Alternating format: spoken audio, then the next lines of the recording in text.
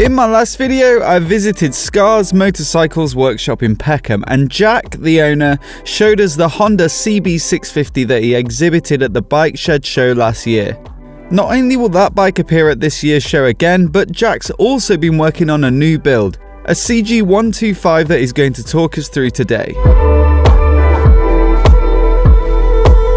This is a Honda CG125 from 1995.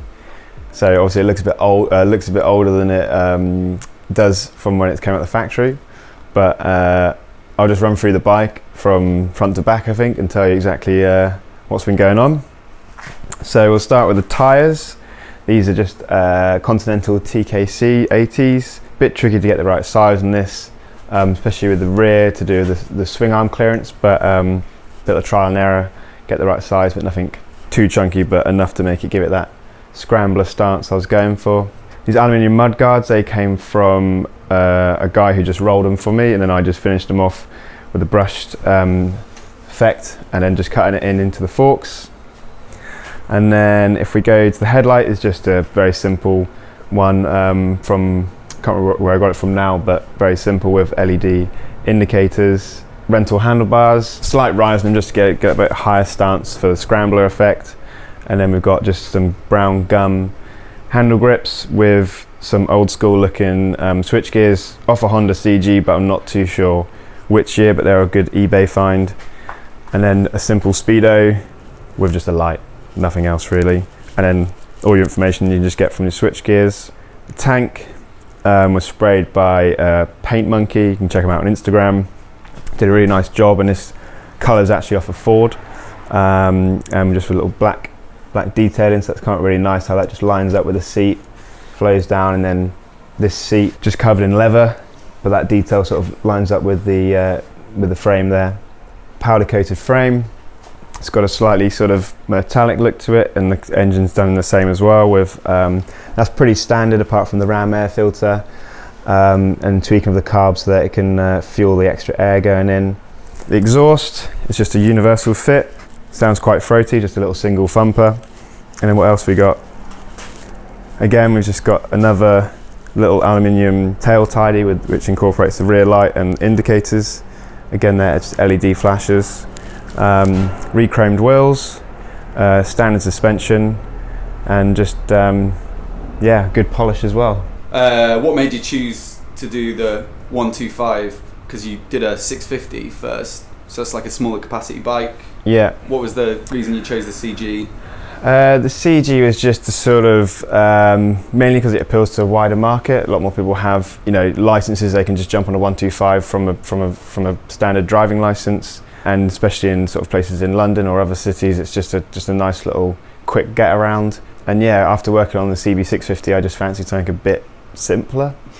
But in actual fact, the same amount of work goes into this as the other custom. It's just a smaller engine. That's the only real thing, and you can pick it up with your hands instead of using cranes. Because you were saying there was a few things that were a bit like the carbs would be the thing that was easier. Or yeah, the carburetor's easier just to tune up because it's just a couple of screws. I didn't rejet it.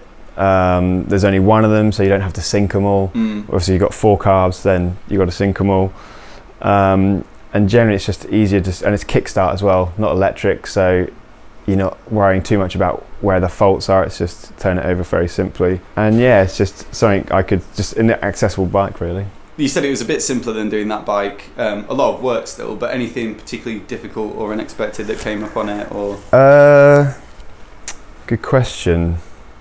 Not really? Not really, no, because there is a photo on Instagram of like what this looked like beforehand, and it had this sort of just a horrible 90s sort of plastic wobbly sort of design at the time. And I suppose getting the fuel tank fitting right, because obviously underneath it's essentially the same bike as it was made in the 70s, but the way the fuel tank's mounted is different, so I had to like cut away the old mounting, drill a hole through the frame, and then put a new mounting, and just making sure it's all lined up correctly so that the lines are flowing, because it's quite easy to spot when someone just plonks a tank on the bike and expect it to look like a cool bike. It takes a bit of time to get all those lines flowing. Stuff like CXs have that kind of slightly upward tilt, and a lot of people kind of flatten those out and really changes the like the stance of poise the bike. of it. Yeah. Yeah, I mean, and a lot of people, they will then try and compensate it in other areas, like pushing the forks through the triple tree here to lower the front, but it kind of messes up the handling of the bike. So it's nice to keep it as standard as possible, without sort of fiddling around too much. If you're not going to go around the realms of, you know, putting, you know, forks off upside down forks on it, or whatever you want to do. So it's still pretty much stock, apart from tank and obviously the accessories that go on it, like the suspension's the same, the swing arm's the same. Obviously the tires will change the handling, but you know, sort of look I was going for, really. Yeah. Did you say the tank was from the original, or is it a different year? It's I don't know what year it's. I've got it second hand, so it's a bit impossible to say what year it came from. But it's the same tank as they put on, I suppose, of the early 80s, even the late 70s ones. And then was there any other bits you swapped out? I think you said the switch gear were off. Yeah, so I found these on eBay, but I'm not too sure what bike they actually came off of. It was obviously an older one, but yeah, I could do some research actually finding them, because these actually look pretty good in it. There's no wing mirrors on it, so option extra. Look over the shoulder. And the little speedo is just from a company in Germany, but it's super simple. That's what I kind of wanted to go for, because you could have like the lights there and, you know, you're turning left, turning right, full beams on, but you can see all that just by looking at your controls, really. And then it is tricky, because a lot of the time in these speedo cables, they're so rigid in the way that they turn. Obviously, if they don't have enough curve on them, then they don't spin properly from the wheel to give you an accurate reading. So routing that so it's not interfering with too much. I mean, here it is slightly rubbing on the headlights, so I might have to just put a little cushion on that to stop it from wearing through the paint. But there's not much movement in that when the bike's turning, so that's a bit tricky.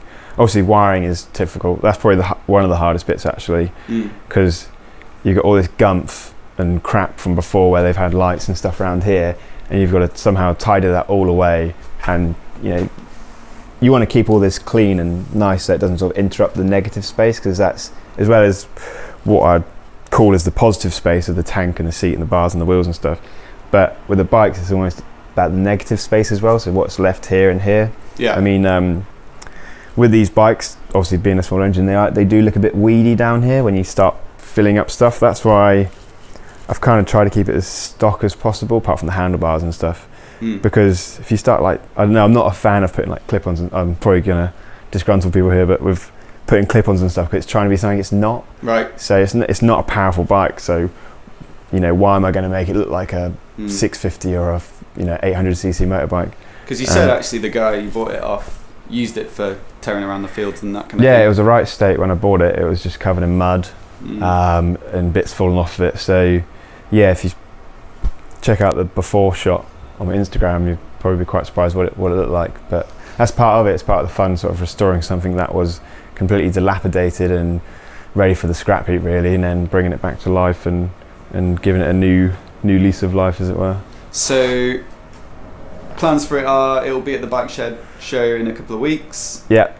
Then after that it's going to go to the Mali Mile, however you want to pronounce it, and yeah, just going to tear around on it, really. The only annoying thing is that with the new emissions in London, it's a bit tricky. Even though it's such a small bike, you can't actually drive it in central London anymore. But yeah, just have some fun on it, I think. Sweet. Yeah. Anything else?